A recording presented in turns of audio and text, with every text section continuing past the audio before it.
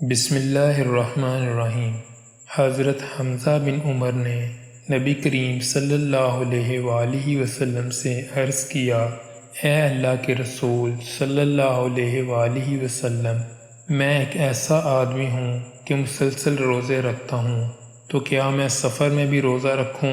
تو آپ صلی اللہ علیہ وآلہ وسلم نے فرمایا، اگر تو چاہے تو روزہ رکھ لے اور اگر چاہے تو افطار کر لے۔ صحیح مسلم حدیث نمبر 2626۔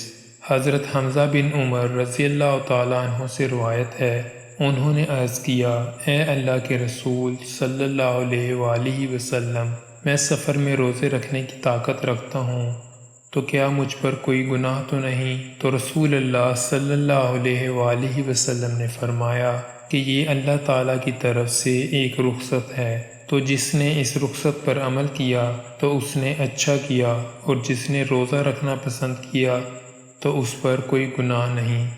صحیح مسلم حدیث نمبر 2629۔ حضرت عبداللہ بن عمر رضی اللہ تعالیٰ عنہ نبی کریم صلی اللہ علیہ وآلہ وسلم کا یہ فرمان نقل کرتے ہیں، تھوڑا علم زیادہ عبادت سے بہتر ہے۔ آدمی کے سمجھدار یا عالم ہونے کے لیے اتنا ہی کافی ہے کہ وہ اللہ کی عبادت کرے، اور آدمی کے جاہل ہونے کے لیے اتنا ہی کافی ہے کہ وہ اپنی رائے کے حوالے سے خود پسندی کا شکار ہو۔